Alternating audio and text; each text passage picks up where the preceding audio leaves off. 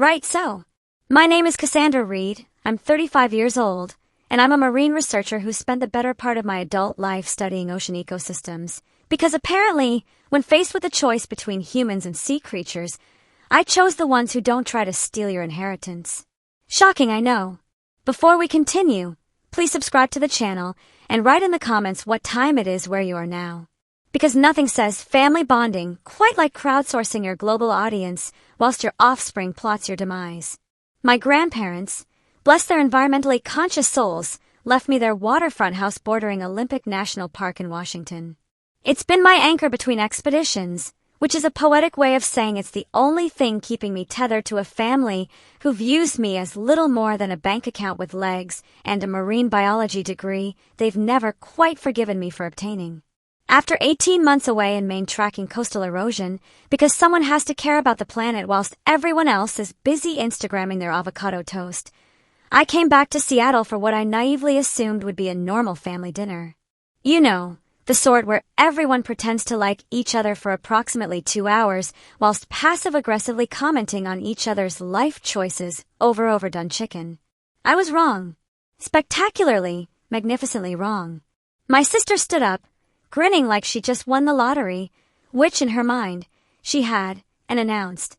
The house sold for $500,000. The house. My house. The one that wasn't hers to sell. That house. My family clapped. Actual applause. Like she just cured cancer, or discovered a new species, rather than committed what would soon reveal itself to be a rather spectacular form of fraud. They called it a brilliant move, because apparently in this family, theft is just entrepreneurship with better PR. I snapped. How dare you? Before I could finish, before I could launch into the speech I'd been mentally preparing about property rights and basic human decency, she slapped me. Properly slapped me. Then shoved me toward the door and hissed. Get out, loser. Everyone froze. But here's the thing, I stayed calm. Unnaturally calm. The sort of calm that comes from knowing you're holding all the cards whilst your opponent is playing with a deck they've accidentally set on fire. Because you see, the property was locked under federal conservation laws. A minor detail she'd somehow failed to research before attempting to commit her little real estate heist. The next morning, my phone lit up like a Christmas tree on steroids. 25 missed calls in 30 minutes. Her voicemail shook, actually trembled with desperation. They caught me, she whispered, as though she just realized that fraud has consequences. Revolutionary concept, really. I leaned back in my chair, voice steady, and replied. Too late, loser. What she didn't know, what none of them knew, was the legal trap waiting to snap shut. Want to know how her scheme unraveled? Do you think I should forgive or walk away? Share your thoughts in the comments, because sometimes one small decision can change an entire life. Or destroy one. Potato. Looking back, 18 months explains why I stayed so phenomenally calm during that family dinner. My family had been pressuring me for years to mortgage the property in Washington to fund their real estate ventures. Because nothing says loving family quite like systematically attempting to extract every penny from your relative's inheritance whilst calling it helping each other. My sister led the charge, naturally, always arguing that the land was wasting potential near prime coastal development areas.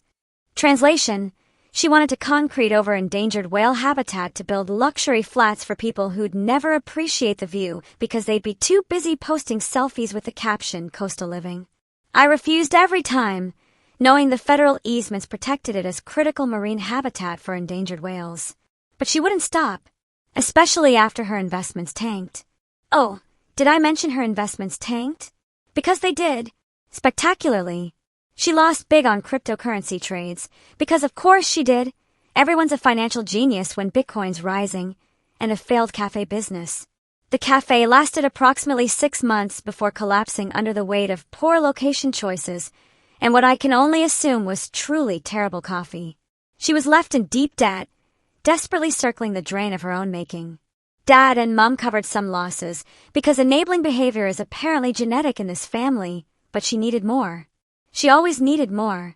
Just sign the mortgage papers, she demanded during one visit to Seattle, her desperation hanging in the air like cheap perfume. It's family helping family. Family helping family. Right. Because when I think mutual support, I immediately think pressure your sibling into illegal financial transactions. I saw her desperation and decided to turn it against her. Because if life's taught me anything, it's that the best revenge is giving someone enough rope to hang themselves, then watching with popcorn as they fashion it into a noose. I pretended to agree, saying I'd consider a preliminary contract with investors she knew. In reality, I contacted my old university friend, Travis Coleman, a real estate lawyer based in Seattle. Travis is the sort of person who actually reads terms and conditions for fun. We got on brilliantly till he reviewed the documents and confirmed what I already knew. The easements made any mortgage or development deal illegal without federal approval. This wasn't just tricky.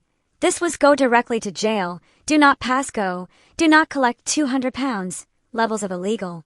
This could be a setup, Travis advised over coffee, because all important legal conspiracies begin in overpriced cafes. If she forges anything, we report it immediately to prevent escalation. We drafted a plan where I gave vague verbal consent but never signed official papers.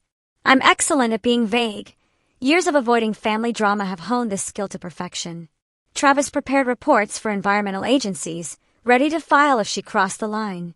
And oh, would she cross the line? She'd cross it, hopscotch over it, and then set up a permanent residence on the wrong side of it. My sister jumped at my fake compliance, thinking she'd won. She started contacting investors, promising quick returns on coastal property. I documented everything, emailing Travis copies of her messages. Each email was another nail in the coffin she was so enthusiastically building for herself. Meanwhile, I strengthened the property's protections by submitting new data on whale migration patterns to the U.S. Fish and Wildlife Service. They added stricter designations, making any unauthorized deal a clear violation. Because when you're going to ruin someone's fraudulent scheme, you might as well do it thoroughly. As my main research trip approached, I knew she'd act whilst I was gone. Criminals always think they're more clever when their victims aren't watching. It's adorable, really, in a pathetically predictable sort of way. Travis agreed to monitor the property records remotely.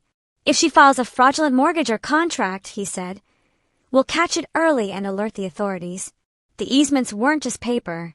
They were my weapon, binding the land to perpetual conservation. No investor could touch it without triggering reviews. My grandparents had enrolled it decades ago for tax benefits, but it locked out development forever. Forever. Such a lovely word when it's preventing your family from destroying marine habitat for profit. I left for Maine confident that her scheme would backfire through legal channels alone. Sometimes the best thing you can do is absolutely nothing whilst your enemies self-destruct. It's remarkably efficient. That pressure from my sister didn't start recently. It rooted back in our childhood in Seattle because naturally, all toxic family dynamics have their origin stories. Growing up in the suburbs there, our family was all about real estate deals and flipping properties for profit.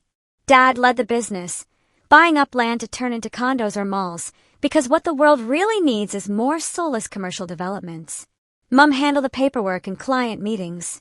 They raised us to value money and success above everything, pushing us toward careers that paid well. Love, emotional intelligence, basic human decency. Terribly overrated, apparently. My older sister, Deborah Vaughn, fit right in from the start, helping Dad with open houses as a teenager and later joining the firm full-time. She thrived on closing deals, always talking about market trends and investment returns. If you looked up corporate drone in the dictionary, you'd find her LinkedIn profile. Lori, my younger sister, followed suit, studying business in college and interning with them during summers. The family business was apparently a hereditary condition, and I seemed to be the only one immune. But I was different from early on. I spent weekends exploring the beaches near Puget Sound, collecting shells and watching tide pools instead of attending property viewings. My parents dismissed it as a phase, saying, "You'll grow out of it and get a real job." A real job? As though dedicating your life to understanding and protecting marine ecosystems isn't real work. As though the only valuable labor is the kind that destroys natural habitats for profit. They mocked my interest in marine biology, calling it playing with fish, when I brought home books on ocean conservation. Because clearly, advanced scientific research is exactly the same as a toddler with a goldfish bowl. Family dinners often turned into lectures about how my hobbies wouldn't pay the bills. "Look at Deborah," Mom would say, her voice dripping with pointed comparison. She's already making commissions. Dad nodded, adding, we need practical skills in this family. Practical skills. Right. Because the ability to understand complex ecological systems and contribute to environmental conservation is utterly impractical. What we really need are more people who can sell overpriced flats to people who don't need them. After school, I pursued a degree in marine science, which they tolerated but never supported. Tolerated. What a word. Like I was a particularly persistent rash they'd learned to live with. Holidays brought arguments about my impractical choices, with Deborah rolling her eyes and Lori staying quiet. Her specialty was passive complicity. I volunteered at local aquariums, learning about coastal ecosystems, but they saw it as time wasted. Time wasted. Because apparently, every moment not spent accumulating wealth is a moment thrown into the void. Then came the inheritance 7 years ago, and oh, what a delightful plot twist that was. Our grandparents passed away within months of each other, leaving their waterfront house in Washington to me. Specifically to me. Not the family. Not to be divided equally. To me. The place bordered Olympic National Park with direct access to protected coastal areas. It was beautiful, pristine, and absolutely perfect for marine research. It was also, I would soon discover, the greatest middle finger my grandparents could have given to the rest of the family. My family was furious, absolutely incandescent with rage. They'd been expecting to sell it and split the proceeds, because in their world, everything beautiful must be monetized and divided. It's prime land, Deborah argued at the reading of the will, her voice tight with barely contained fury. We could develop it into holiday rentals. Holiday rentals. Because what the Olympic National Park coastline desperately needs is more tourists taking Instagram photos while stepping on fragile ecosystems. But I visited and fell in love with it, remembering how my grandparents taught me to identify sea stars and monitor kelp forests. They had always emphasized preserving the coastline. They understood something my parents never would. That some things are worth more than their monetary value. Revolutionary concept, I know. While settling the estate, I discovered the federal easements on the property. Buried in the deeds were agreements from decades ago, enrolling the land in perpetual conservation programs in exchange for tax breaks. My grandparents had restricted any development to keep it as habitat for endangered whales that migrated through the waters. The U.S. Fish and Wildlife Service had designated it critical for species like gray whales, requiring federal review for any changes. This meant no mortgages or contracts without agency approval. It could violate environmental laws. In other words, utterly untouchable, legally bulletproof. The Fort Knox of coastal properties. I kept it quiet at first, knowing my family would fight it. Over time, I submitted more data on whale sightings, strengthening the protections. I added observation equipment near the shore, documenting migration patterns for reports. Each report was another lock on a door my family desperately wanted to kick down. Each piece of data was another layer of protection against their greed. Deborah's troubles escalated about 3 years ago. Her side investments crashed, first cryptocurrency that tanked, shocking absolutely no one with basic financial literacy, then a boutique she opened that closed after 6 months due to poor location. Because apparently, opening a luxury shop in an area with no foot traffic is a bad business decision. Who knew? She racked up debts. Our parents bailed her out partially, but she needed more. She always needed more. Greed is remarkably like hunger. It's never truly satisfied. Let me handle a mortgage on the house, she pressed during a visit, her desperation now reaching critical levels. It's sitting there unused whilst I'm drowning.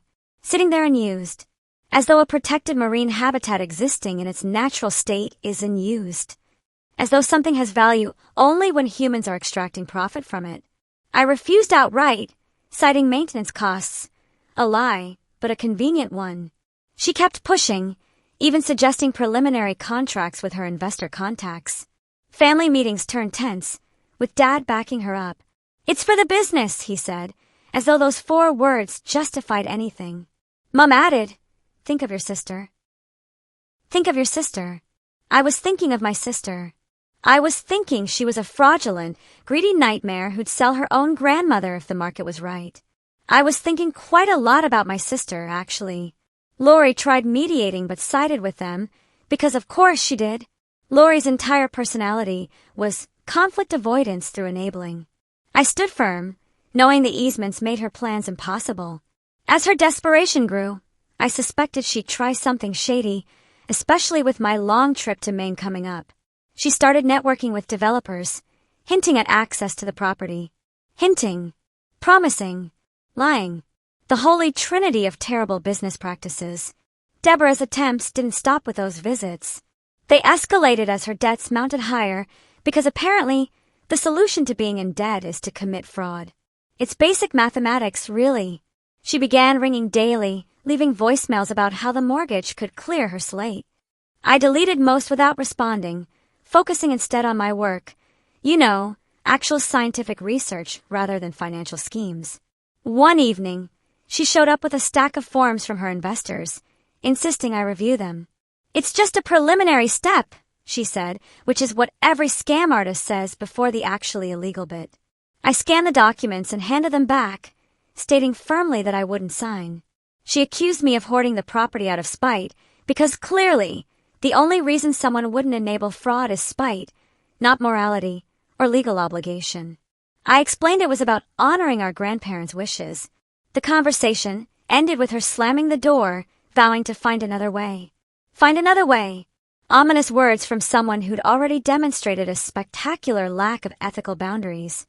To safeguard the site further, I ordered specialized gear for my marine studies, underwater sensors for current patterns and acoustic recorders for whale sounds. Setting them up required coordination with local conservation groups who helped position everything without disturbing the habitat. The installation took weeks, involving trips to the house where I tested connections and calibrated data logs. I also consulted technicians for secure remote access, ensuring I could monitor from anywhere. Because if you're going to protect a marine habitat from your family's greed, you might as well have real-time data. Dad pulled me aside during a family barbecue because nothing says serious conversation like slightly burnt burgers, suggesting I reconsider. "Deborah's in over her head," he confided, as though her being in over her head was my responsibility. Mum overheard and joined in, saying, "A little flexibility could save her business. A little flexibility. Right. A little flexibility with federal conservation law. Just a smidge of light fraud. Nothing too serious." Lori watched from afar, not intervening, which was her signature move. If there was an Olympic sport for strategic neutrality, Lori would take gold every time. I reiterated my stance, mentioning the easements in passing, but they waved it off as minor hurdles. Minor hurdles. Federal law protecting endangered species, minor hurdles. The casual dismissal of environmental protection would have been impressive if it weren't so terrifying. Deborah's investments continued failing. Her latest venture, a real estate flip in downtown Seattle, fell through when buyers backed out. Creditors started ringing her office, and she turned to me again for help. "One signature," she pleaded over lunch, her desperation now palpable enough to bottle and sell. I refused once more, citing the legal binds. She left frustrated, but I sensed her planning something behind my back. You develop a sense for these things when you're raised by people who view manipulation as a legitimate communication strategy. With the main project looming, I scheduled a meeting with Travis at his office. He examined recent title searches and noted unusual activity from her contacts. "We should reinforce your position," he recommended, which is lawyer speak for, "Your sister's definitely planning something illegal." He drafted notices to send to potential lenders, warning of the easements and potential violations. If anyone proceeded without approval, we'd report it to the proper channels straight away. Travis also advised updating my insurance to cover any unauthorized access. "This protects against claims," he noted. I agreed, signing the forms he prepared. We discussed contingency plans for quick legal action because nothing says functional family quite like preparing for your sister's inevitable fraud. As departure neared, Deborah made a last-ditch effort at Mum's birthday dinner. "Let me connect you with my investors," she offered, which is what people say when they've already connected you with their investors without your knowledge or consent. I declined politely, explaining the restrictions again. She rolled her eyes, her favorite form of communication, but I caught her exchanging glances with Dad before flying out. Those glances, loaded with conspiracy and terrible decision-making. I should have taken a photograph. It would have made excellent evidence later. Before flying out, I met Travis one more time to transfer monitoring access. He took detailed notes on the property setup and promised regular checks. Any sign of improper filings, I'll alert the agencies, he assured me. The 18-month assignment in Maine involved daily fieldwork on erosion sites, but I kept tabs through secure apps. Travis's updates came steadily, confirming quiet at first. Then subtle signs emerged. Queries from lenders tied to Deborah's network. I prepared for the inevitable, knowing the easements would block any move. It wasn't a question of if she'd try something, it was when. And how spectacularly it would blow up in her face. Spoiler alert, spectacularly. 2 days after that dinner, I drove to the house in Washington to check things firsthand. The trip from Seattle took a couple of hours, and when I arrived, yellow survey flags dotted the shoreline near the property line. Yellow survey flags on protected coastal habitat, marking spots for potential docks or expansions. If you're going to commit environmental crimes, at least have the decency to be subtle about it. But no, she'd gone with bright yellow flags. Might as well have planted signs saying, illegal activity here. They were clearly from investors scouting the site, investors who believed they were purchasing legitimate coastal property rather than becoming accessories to fraud. I pulled out my phone and took photographs of every flag, noting their positions relative to the easement boundaries. I also documented tire tracks from recent vehicles and collected business cards left by the crew. Evidence. Glorious, damning evidence. Back in the car, I rang Travis and described what I'd found. He listened quietly before responding that it matched the lender queries he'd flagged. This confirms unauthorized activity, he said. Without delay, Travis contacted the local police department, filing a report for suspected property fraud. He included copies of the easements and my ownership documents, emphasizing the federal protections. The officers took it seriously, as one does when federal environmental law is involved, promising to investigate the survey company's involvement. By afternoon, Travis forwarded me confirmation that the report was logged with referrals to state real estate regulators.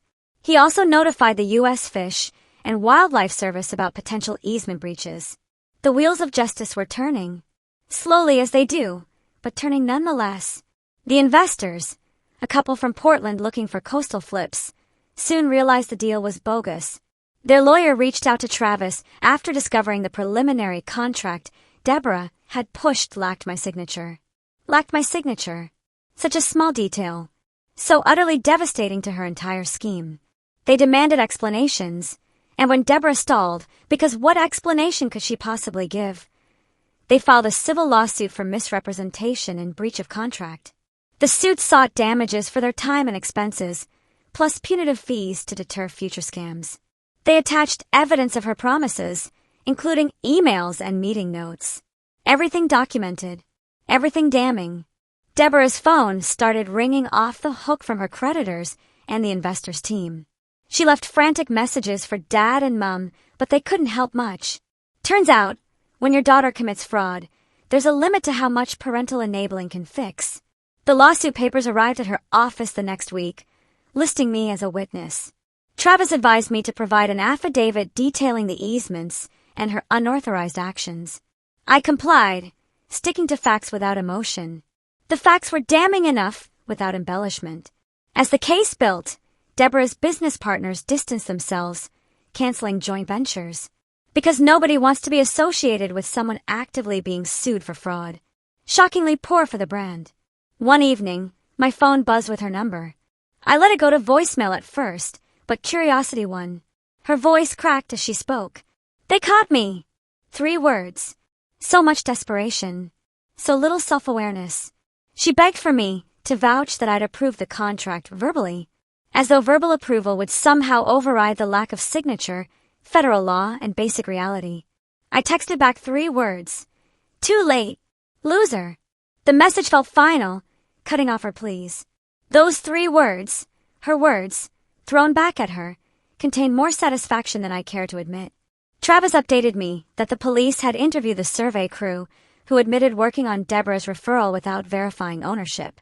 Because apparently, basic due diligence is optional in the survey business. Regulators opened their own probe into her license status. The investors' suit gained traction with a court date set for preliminary hearings. Deborah tried rallying the family, claiming it was a misunderstanding. A misunderstanding. Because accidentally attempting to sell property you don't own to investors through fraudulent contracts is such an easy mistake to make. Could happen to anyone, really. But Lori expressed doubts after reviewing the basics. Even Lori, perpetual fence-sitter extraordinaire, couldn't deny the obvious. Dad attempted to negotiate with the investors, privately, offering settlements from his funds, but they refused, wanting full accountability. Turns out, people don't appreciate being defrauded, even when offered money to forget about it. Peculiar. Mom worried about the publicity hitting local business networks because reputation matters more than, having raised a daughter who commits fraud. Through it all, I stayed detached, letting the process unfold. Travis handled my side, ensuring my statement supported the facts. The easements held strong, blocking any claims on the property. As word spread in Seattle's real estate circles, Deborah's reputation took hits. Clients pulled out of deals. Colleagues avoided her at industry events. Online reviews mentioned the ongoing dispute. Nothing quite destroys a reputation like publicly documented fraud. It's remarkably efficient. A week after the lawsuit filing, Dad texted me to come over for an urgent talk. Because nothing says urgent, quite like trying to coordinate a family intervention for the person who didn't commit fraud. When I arrived at their Seattle home, the whole family waited in the living room like some sort of terrible tribunal. Mom sat twisting her hands. Lori paced by the window. Deborah looked exhausted, with puffy eyes from stress, the physical manifestation of consequences. Dad started straight away, explaining they'd heard from the investors' lawyer demanding settlement. "We can fix this together," he said, which is what people say when they want you to sacrifice yourself for someone else's terrible decisions. Mom chimed in, describing how the news was spreading amongst their clients. Deborah cut to the chase, admitting she'd pushed the contract too far. Pushed the contract too far. What a delightfully euphemistic way to describe fraud. "Just tell them you were okay with it," she urged, as though perjury was a reasonable solution to her problems. I shook my head, reminding them the easements made it impossible legally. Lori suggested a family mediator, but I pointed out that wouldn't change the facts. Mediators are excellent at resolving conflicts, less excellent at rewriting reality. Dad offered to pay part of the damages from his savings if I withdrew as a witness. "It's about unity," he pressed, which is what people say when they want you to lie to protect someone who doesn't deserve protection. Mom nodded, saying the business couldn't survive the scandal. Deborah promised to cut ties with those investors if I helped smooth things over. Smooth things over. Right. Just a little light witness tampering to help the family business. Nothing serious. I listened as they outlined plans to counter the claims. Travis had warned me about this kind of pressure, so I rang him on speaker. He joined the conversation remotely, outlining the suit's progress. "The court has scheduled depositions," he explained. He recommended sticking to the process, as pulling back now could raise suspicions. "Continuing the civil action ensures accountability," Travis added, noting the investors sought full reimbursement plus legal fees.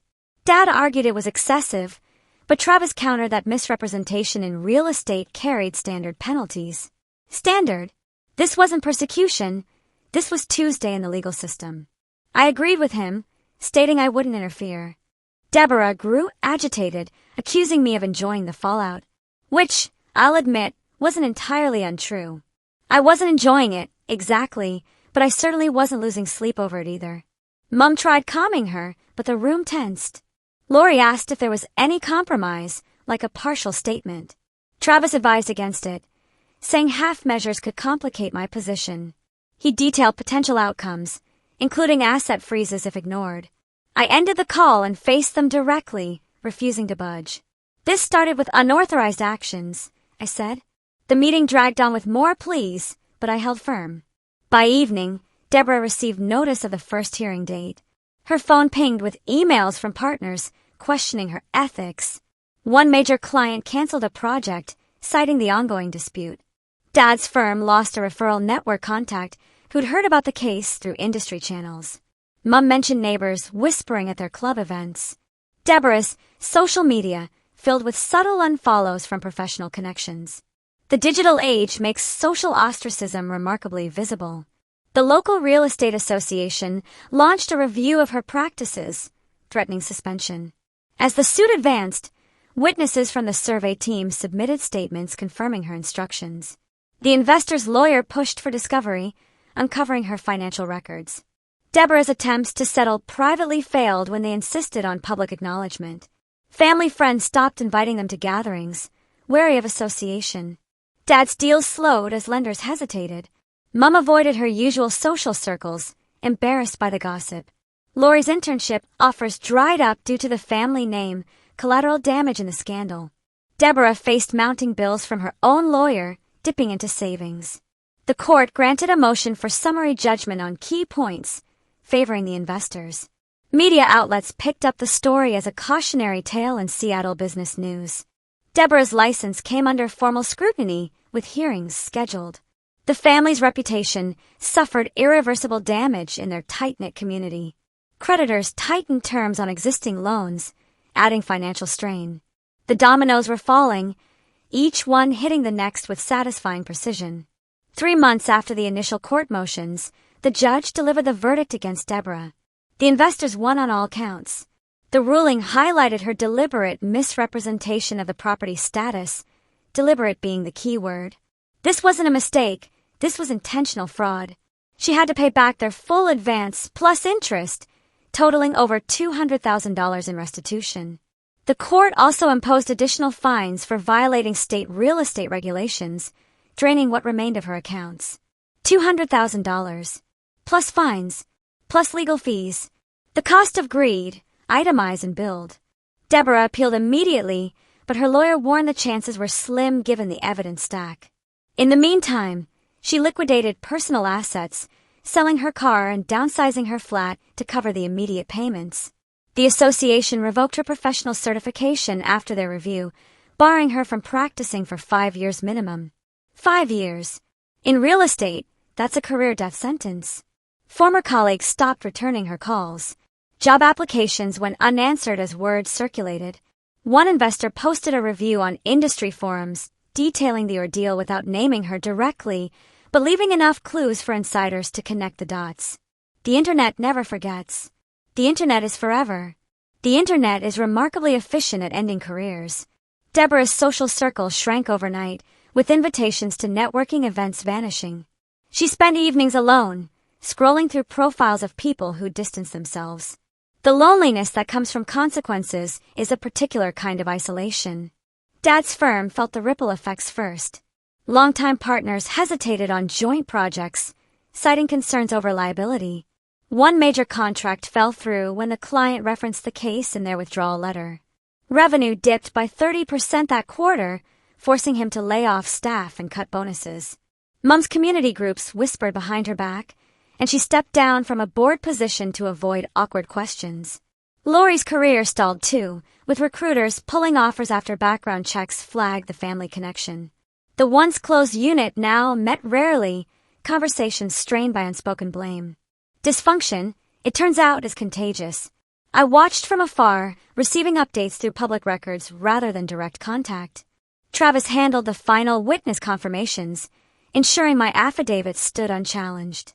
With the case closed, I blocked their numbers one by one, starting with Deborah's. No more pleas or accusations reached me. I relocated my base to a small rental near the Maine coast, diving deeper into erosion studies without distractions. Weekends brought solo hikes along protected shores where I analyzed data undisturbed. Professional networks expanded as I presented findings at conferences, free from family ties pulling me back. The house in Washington remained secure, its easements intact against future threats. Conservation groups praised the outcome, using it as a case study in their workshops. Apparently, how to protect environmental habitats from family fraud is a niche but valuable educational topic. Protecting personal boundaries meant saying no without guilt, even to blood relatives. Blood, it turns out, is not actually thicker than water. It's thicker than common sense, thicker than morality, but not thicker than federal conservation law. Valuing the environment taught me resilience, turning potential loss into lasting strength. The whales continue their migrations. unaware that their habitat was nearly destroyed by human greed and spectacular incompetence. The house still stands, protected and whole. The easements remain unbroken. The marine habitat thrives. And somewhere in Seattle, a family who mistook greed for love is learning that consequences are remarkably indifferent to familial relationships. Sometimes the most loving thing you can do for your family is let them face the results of their own actions. Sometimes the most loving thing you can do for yourself is walk away. Sometimes the most loving thing you can do is protect the whales. So, do I regret it? Not particularly. Do I miss them? About as much as one misses a persistent headache after it finally clears. Will I forgive them? That's a question for people who think forgiveness requires maintaining relationships with those who've demonstrated they value money over basic human decency. The property remains protected. The whales remain safe. My conscience remains clear. And Deborah? Well, Deborah learned a valuable lesson about federal conservation law, property rights, and the inadvisability of attempting to commit fraud against someone with both evidence and a lawyer on speed dial. Some families bond over shared interests. Some bond over shared values. Mine bonded over shared greed, and I simply refuse to participate. The moral of the story: protect your boundaries. Document everything.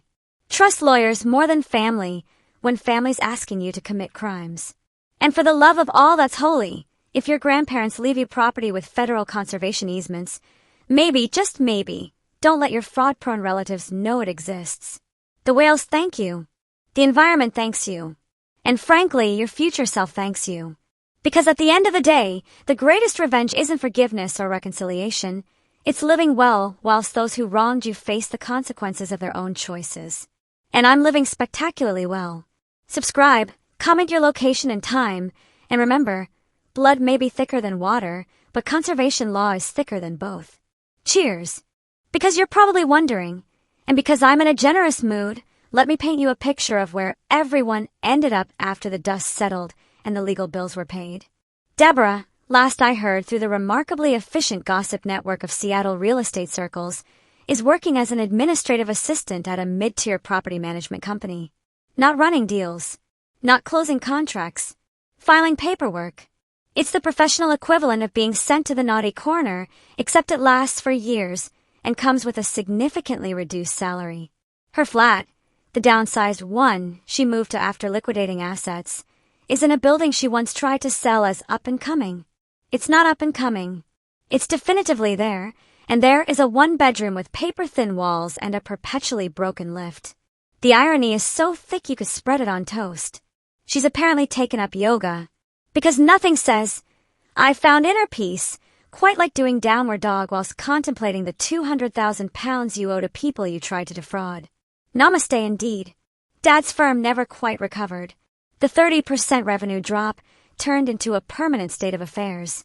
He scaled back operations, working with a skeleton staff and taking on smaller projects, the sorts of deals he used to pass to junior associates. He sold the family home last year, not the Seattle suburbs mansion, but close enough to hurt, and moved to something more manageable. Translation: significantly cheaper. He doesn't speak to me, which is fine. I don't speak to people who try to pressure me into enabling fraud either. We have that in common, at least. Mum threw herself into charity work, which sounds noble until you realize it's less about helping others and more about social rehabilitation. She's trying to rebuild the family name one bake sale at a time. It's not working particularly well. People have long memories when it comes to scandal, but it keeps her occupied. She sends me Christmas cards. I don't open them. It's become something of a tradition. Lori, poor, perpetually fence-sitting Lori, eventually found work with a marketing firm in Portland. Far enough from Seattle to avoid the worst of the family reputation, close enough to visit on holidays she never actually takes. She's fine, I suppose. We exchanged texts on her birthday last year. It was civil. Brief. The conversational equivalent of a polite nod across a crowded room. She's the only one I might forgive someday. Might. No promises. And me. I'm thriving, thanks for asking. The house in Washington remains my sanctuary between research trips. I've expanded the monitoring equipment, adding more sensors and cameras. The data I'm collecting has contributed to 3 peer-reviewed papers on whale migration patterns and coastal ecosystem resilience. The scientific community appreciates federal conservation easements in ways my family never could. I've been promoted twice in the last 2 years. My work on coastal erosion in Maine led to a grant-funded position studying similar patterns along the Pacific Northwest. I'm traveling less now, by choice, not necessity, and spending more time analyzing data from my protected little stretch of coastline. The whales return, every year like clockwork. Gray whales, humpbacks, the occasional orcapod passing through. I've named precisely none of them. I'm a scientist, not a Disney princess, but I recognize several individuals by their markings and behaviors. They don't know they were nearly displaced by luxury holiday rentals. They don't know their habitat was saved by spite in federal law. They just swim, feed, migrate, and exist in glorious ignorance of human drama. I've made peace with my choices, not in a forgiveness and healing way, but in a I did what was right and I do it again way. There's a difference. Forgiveness implies reconciliation, and I'm not reconciled to anything except the reality that blood relation doesn't entitle anyone to illegal use of your property. Sometimes people ask if I regret how things turned out, if I wish I'd handled it differently, if I feel guilty about the consequences that befell my family. The answer is no, and absolutely not. Could I have warned Deborah more explicitly? Possibly. But she was warned, repeatedly, and chose to proceed anyway. She didn't fail due to lack of information. She failed due to excessive greed and deficiency of common sense. Could I have helped financially when the lawsuit hit? Technically. But helping would have required enabling the very behavior that caused the problem. That's not help. That's being an accessory after the fact with extra steps. Could I have maintained some relationship with them, setting boundaries whilst preserving familial ties? Perhaps. But boundaries require both parties to respect them, and my family demonstrated repeatedly that respect was a foreign concept to them. So no regrets, no guilt, no looking back. If there's anything this spectacularly dysfunctional experience taught me, besides the technical specifications of federal conservation easements and the going rate for real estate fraud in Washington state, it's that family is a verb, not a noun. Being related to someone doesn't obligate you to anything except basic human decency, and even that has limits when they're actively attempting to commit crimes using your property. People who genuinely love you don't pressure you into illegal activities for the family. They don't slap you at dinner parties. They don't sell your inheritance without permission and expect applause. Love, real love, not the twisted conditional version my family practiced, respects boundaries. It doesn't test them until they break. I also learned that documentation is everything. Every email I saved, every voicemail I archived, every photograph I took of those ridiculous yellow survey flags, all of it mattered. Evidence isn't paranoia when the people around you are genuinely untrustworthy. Keep records, screenshot messages, document conversations. It sounds exhausting, and it is, but it's also the difference between he said, she said in airtight legal cases. Another lesson, lawyers are worth their weight in gold when they're on your side. Travis wasn't expensive. He was an investment. The cost of his services was a fraction of what I would have lost if Deborah's scheme had succeeded. Good legal advice is like insurance. You don't appreciate it until you desperately need it. Find yourself a Travis. Everyone needs a Travis. I learned that the natural world is infinitely more reliable than human relationships. The tides come in and out on schedule. The whales migrate according to ancient patterns. The ecosystems function with beautiful, brutal efficiency. They don't lie. They don't manipulate. They don't pretend to care about you whilst plotting to steal your property. If you must trust something, trust the patterns of nature. They're remarkably consistent. And perhaps most importantly, walking away is not giving up. Walking away is choosing yourself. It's recognizing that some battles aren't worth fighting, some relationships aren't worth saving, and some people aren't going to change no matter how much you want them to. Walking away is not weakness. Walking away is self-preservation with excellent timing. Oh, here we are, at the end of this delightful tale of family dysfunction, environmental protection, and the sweet satisfaction of watching fraudsters face consequences. If you're in a similar situation, and God, I hope you're not, because this is exhausting, here's my unsolicited advice. First, know your legal standing. Understand what you own, what protections exist, and what rights you have.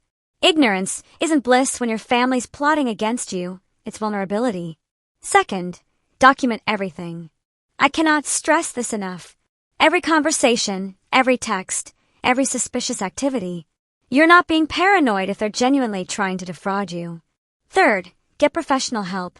Lawyers, accountants, therapists, whatever you need to protect yourself legally, financially, and emotionally. This isn't the time for DIY solutions.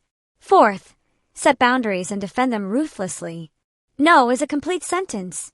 No, and I'm not discussing this further, is a complete paragraph. Practice saying it until it feels natural because you'll need it. Fifth, accept that some people won't change. Deborah didn't suddenly become honest when caught. Dad didn't suddenly prioritize morality over money. Mom didn't suddenly value integrity over reputation. They are who they've always been. I just finally accepted it. Sixth, choose yourself. Choose your values. Choose your peace. Choose the life you want to live rather than the life your family demands you live for their benefit. And finally, protect the bloody whales. Or whatever your equivalent is. Protect the thing that matters more than money, more than family approval, more than keeping the peace. Protect it fiercely, document it thoroughly, and don't apologize for it. Look, I know this story sounds harsh. I know I come across as cold, unforgiving, perhaps even cruel for not helping Deborah when she was drowning in debt and legal consequences. But here's the thing they don't tell you about family loyalty. It's supposed to run both ways. My family demanded loyalty from me. Loyalty to them, loyalty to their business, loyalty to their values, loyalty to their increasingly desperate and illegal schemes. They demanded I sacrifice my inheritance, my principles, and eventually my legal standing to bail out someone who'd never shown me loyalty in return. Loyalty without reciprocity is just exploitation with better marketing. I gave them chances, years of chances. I explained the easements. I refused to sign documents. I set boundaries. I said no repeatedly in increasingly explicit terms. They ignored every single warning because they assumed family obligation would eventually override my self-preservation instinct. They were wrong. So when people ask if I feel bad about what happened to them, I ask them this. Should I have sacrificed protected marine habitat, violated federal law, and enabled fraud to save someone from consequences of their own choices? The answer, resoundingly, is no. My grandparents entrusted me with that property because they knew I'd protect it. They bypassed the rest of the family specifically because they understood what would happen if Deborah got her hands on it. They chose conservation over profit, and they chose me to continue that legacy. I honor that choice. I protected what they protected. I valued what they'd valued. If that makes me cold, unforgiving, or harsh, so be it. I'd rather be cold than complicit. I'd rather be unforgiving than fraudulent. I'd rather be harsh than habitat destroying. The whales don't care about family drama. The ecosystem doesn't care about my reputation in Seattle real estate circles. The coastline doesn't care whether I'm invited to Christmas dinner. But it would care. It would suffer irreparable harm if I'd caved to pressure and enabled development. So no guilt, no regrets, no apologies, just protected coastline, thriving marine life, and a remarkably clear conscience.